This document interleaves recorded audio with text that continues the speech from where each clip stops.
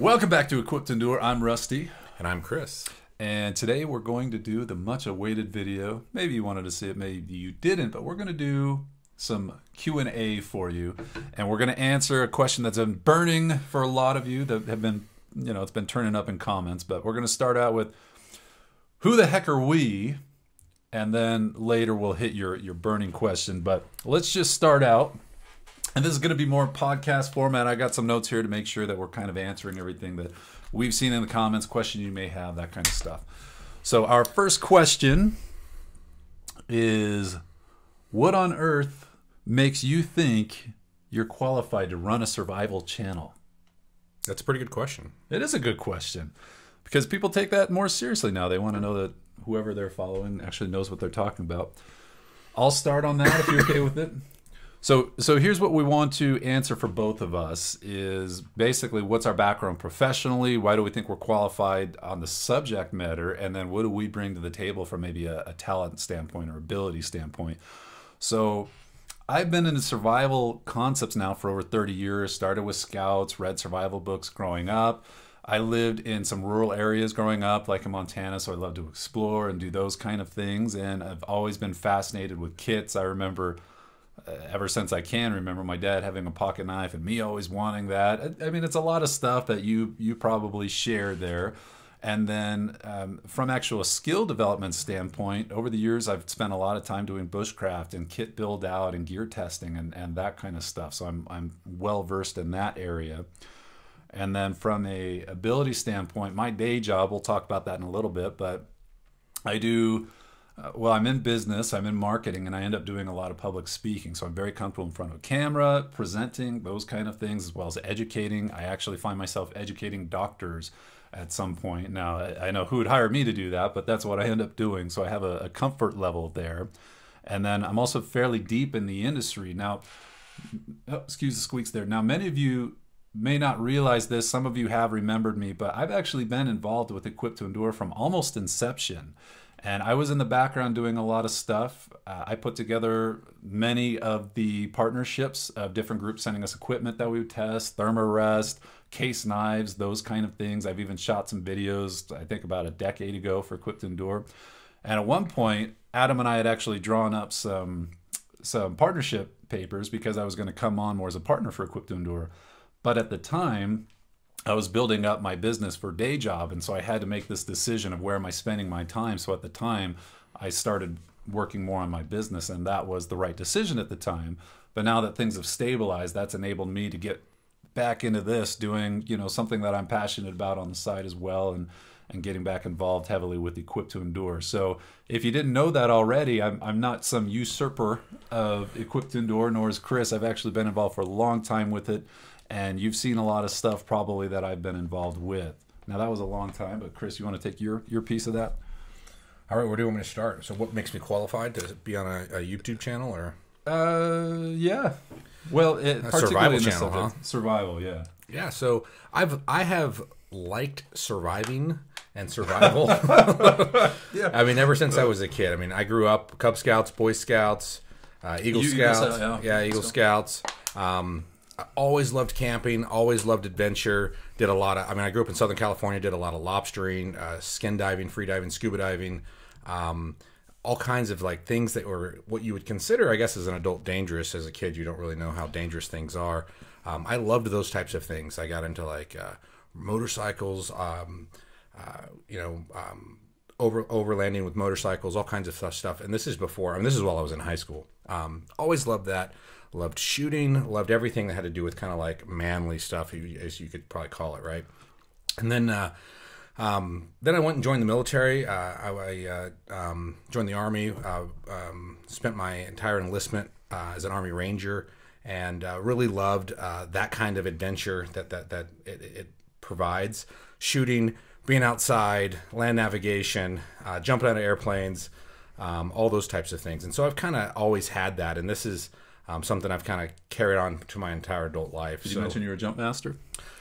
Yeah. So continuing with all of the adventure. So when Rusty and I kind of decided that we wanted to kind of go into this direction and teach something, for YouTube, we really wanted something that kind of spoke to both of us, and we really wanted to meet a need where I felt like a lot of people didn't necessarily jump ahead, man. I'm jumping ahead, but this is kind of like why I feel like we're good for this, because we have the background and the passion for it. A lot of times people think like, hey, I was trained in this one thing, and so now I'm an expert. And I really think that that sounds good on paper. Hey, I had some training in this knife, and now I'm an expert. But unless you have a passion for it and it really becomes a hobby, you're not really going to be that good at it. And so you can spend 2-week course going through how to whittle a fire away, or make some sort of compost pile, or whatever it is you're learning. But unless you have a passion for it and really love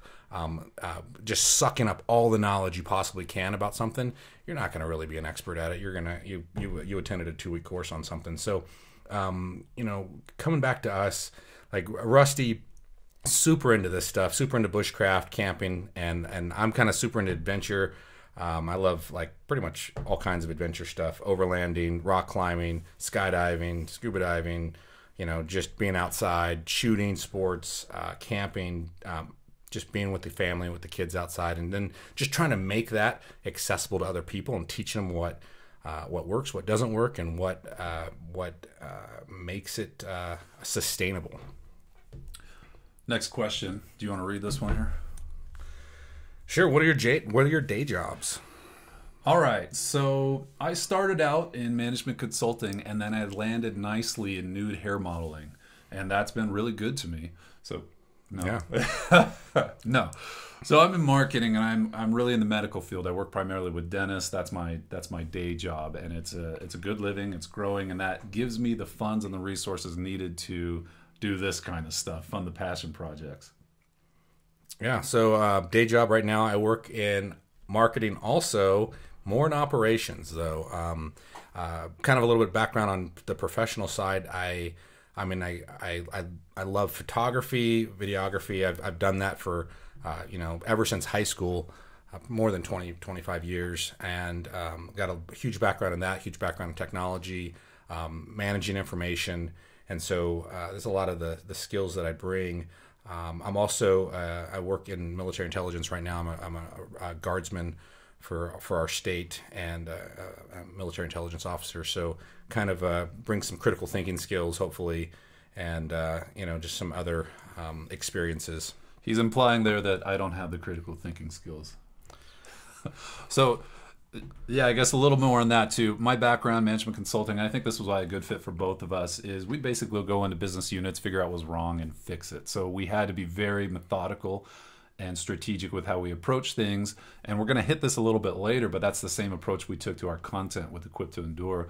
A lot of these past videos we've been doing have really just been kind of getting our feet under us, and what kind of videos do you like seeing? Does the audience like seeing? Where do we want to take this?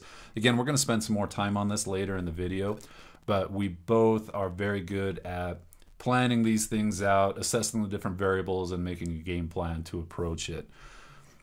Anything you want to add to that? Does that sound about right? No. All right, so then the next question, which I don't know how many times I've seen come up, but where the heck is Adam, guys? All right. I'll give you the short answer first. The short answer is Adam retired from YouTube. Now, the longer answer is if you've known Adam for a while and what he's done, he has a law enforcement job, and he deals with some sensitive topics, and he's been kind of going up the ladder in that profession. And so now he has a command, and he's busy. And he had to make some decisions of what do I need to be spending my time on. And he decided that he needed to be spending time on his job, which is important and valuable, and his family. And I mean, after a while, YouTube can burn you out and that kind of thing. And so, again, I mentioned earlier that I had been involved with that for a long time on the channel. I was pretty familiar with it. We had a lot of trust there. And so I'd kind of approached Adam knowing that the channel had been kind of dead for a while, and said, Adam, I know kind of where you're at. I'm at a point now where Chris and I can take this on and do it justice, and kind of pick up the torch and carry it on. So we agreed to terms. We wanted to make sure that he did well for all the work that he had put into as far as building the channel, building the community, attracting you guys. And that's what we're doing. We're taking it on. He still has a small role in it, but again, he's primarily dealing with other things in his life, and that's where we're at. Do you think that would sufficiently answer the curiosity? I mean, that sounds... Okay. There's different phases in people's lives. And I don't want to, I'm not trying to play coy here or anything, but it's Adam's life, so I don't want to give away too much information about it. But that's what he had to do. All right, next question. This is a fun one. Yeah.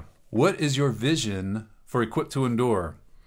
So this is, Chris alluded to this. This is where we spent a lot of time thinking. It's like, okay, if we do take this on, it's a commitment. We don't want to do a half-hearted job of it. So where are we going to take this thing? And my personal feelings, and Chris, I'm sure will chime in on this, but I've been into lots of these different topics, and I've noticed these kind of clear, it's kind of like cliques in high school a little bit. There's the group of the jocks over there, and the goths over there, and the skaters over here. And in the self-reliance community, there kind of is this weird, invisible lines of these groups. You've got the campers and ultralighters, I should say, more the guys that are into actually going out on adventures and doing the backpack and doing the ice climbing and doing the ultralight stuff. And then you've got the kind of hardcore tactical survivalist group. These are the ones that, they've got their AR-15s hanging behind them and all that, and they're very much into the tactical side of survival. And then you've got a little bit more of the kind of the preppers, if you will, but more on the the food production side, the gardeners and the food storage, almost the homesteading kind of crowd. And I looked around, and there's so much to learn from each group.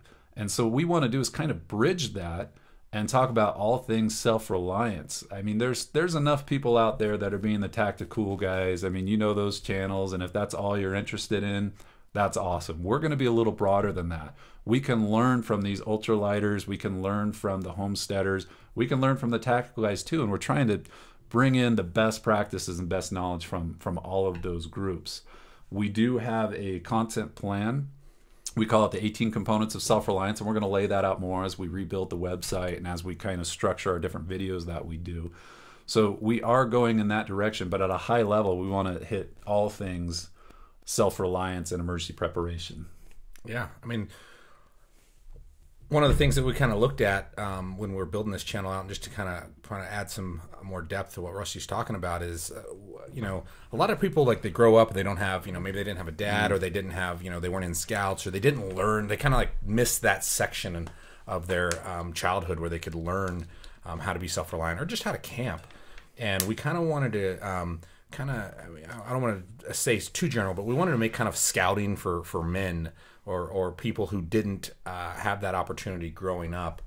We wanted to have a resource or be a resource so that if you wanted to learn how to, build a fire or put up a tent or, overland or, go shooting, where do you start with that, and how do you kind of get into those industries? And we wanted to stay pretty broad because, like we said, there's a lot to learn from all these different genres.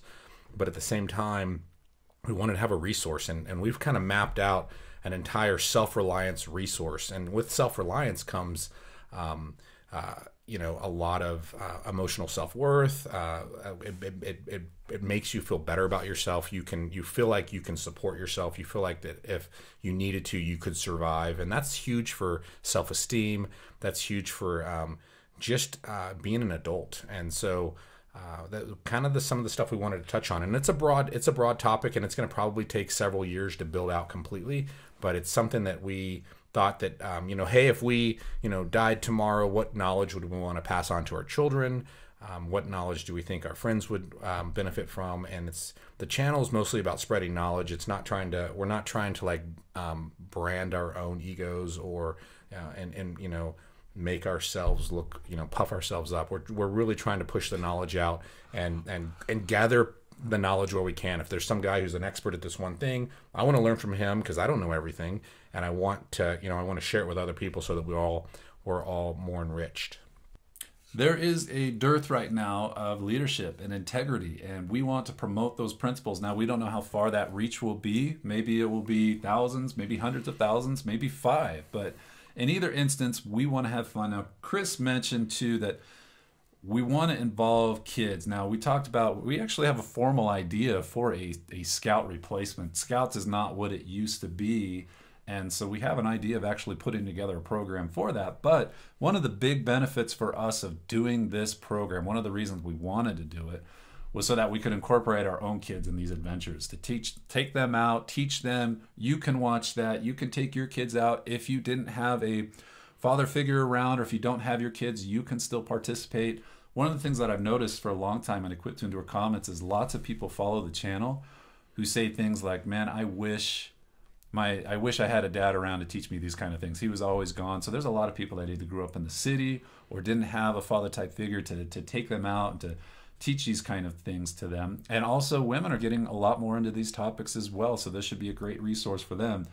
So what we're not trying to do is be the overly macho tactical guys where unless you're an operator, you don't belong with us. That's not the vibe we're trying to give out at all. We're trying to be a little bit more accommodating for different people and where they're at. Yeah. That makes sense? Yeah, I think it makes sense. Okay, so as far as our vision, we already talked a little bit about trying to hit all things self-reliance. We're rolling out a formal program. Now, I have a question for you if this is a Q&A. We've been trying to gauge which videos we're putting out that you like the best. And funny enough, our Mountain House video one took off, and that was kind of a throwaway video for us. We just wanted to see if we liked Mountain House or ReadyWise better. But this is part of that thing that we want to do is we actually developed, Mountain House reached out to us. If you go back and look at that video, you'll see down in the comments that they wanted to partner up with us. And we said, hey man, we're happy to talk. So you've had experience with Mountain House from military, right? Well, yeah, I mean, not necessarily military, but from like personal camping and survival scouting. Well, I know they've got their military line, so I don't know if you ever had to deal with that.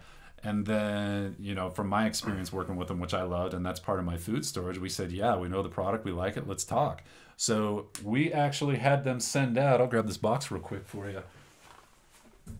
They sent us out, two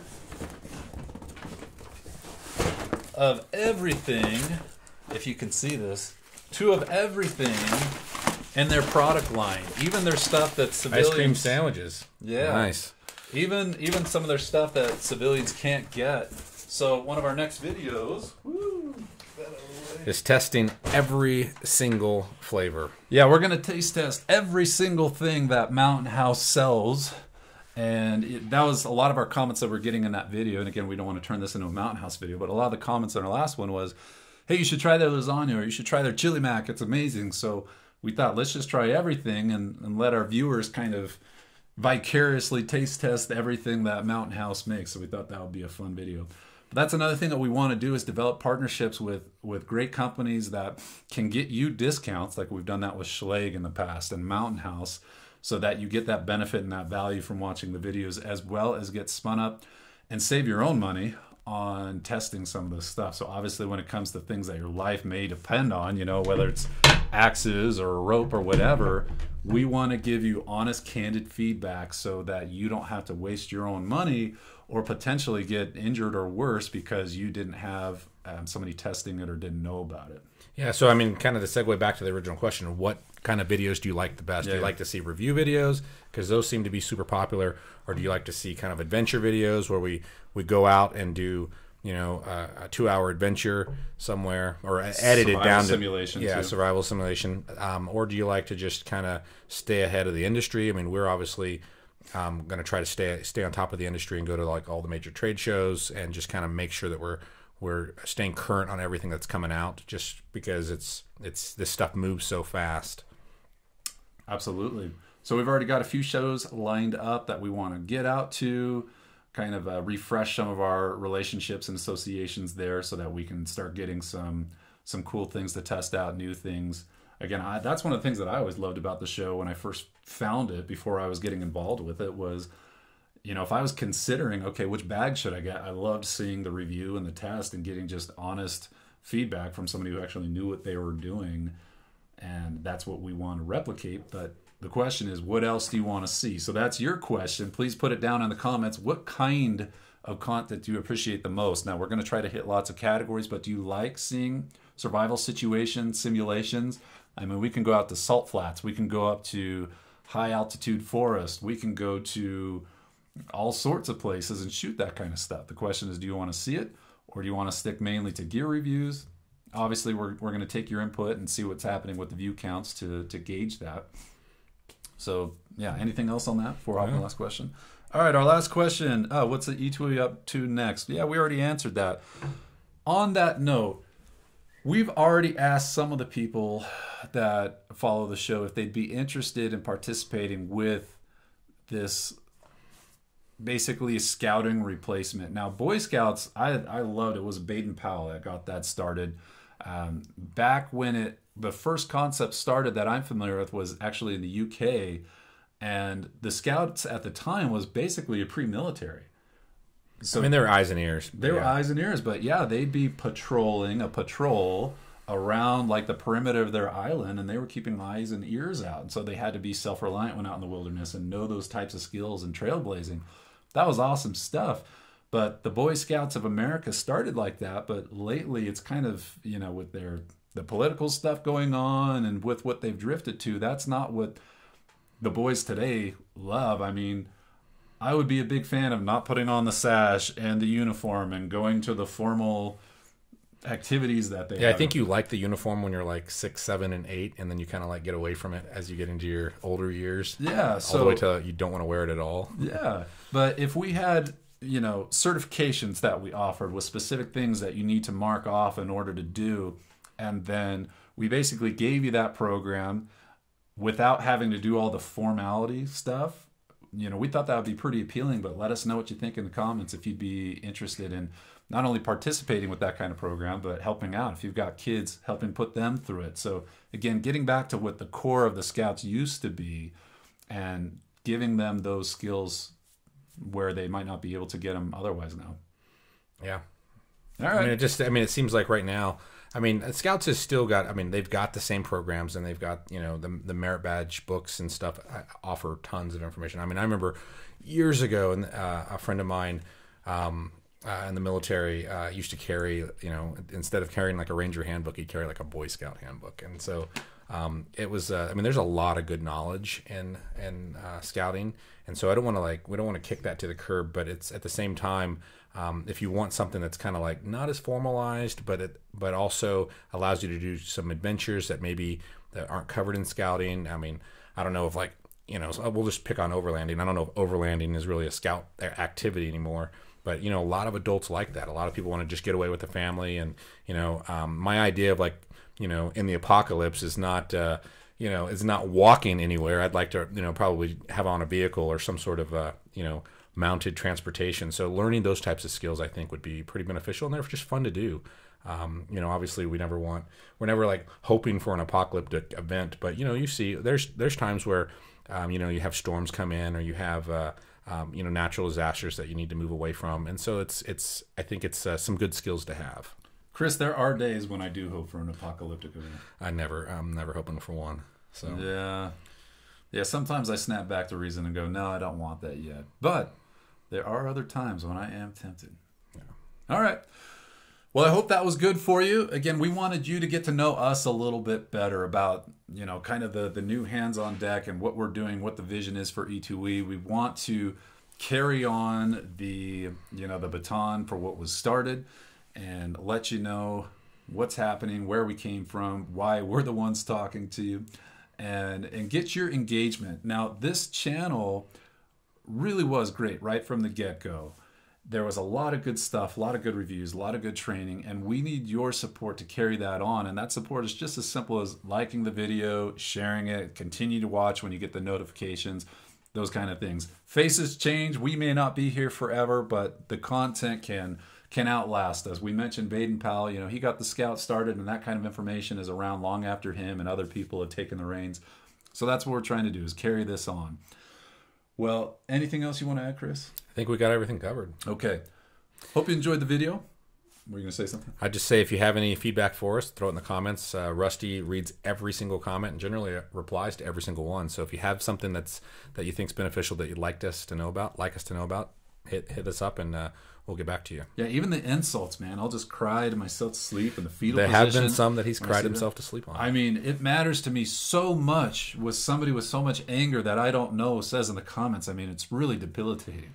Anyway, it's not. But thank you for watching the videos, even if you don't like them. For those of you that do, we hope you enjoyed it. And we'll see you next time. In the meantime, in Omnia Paratus.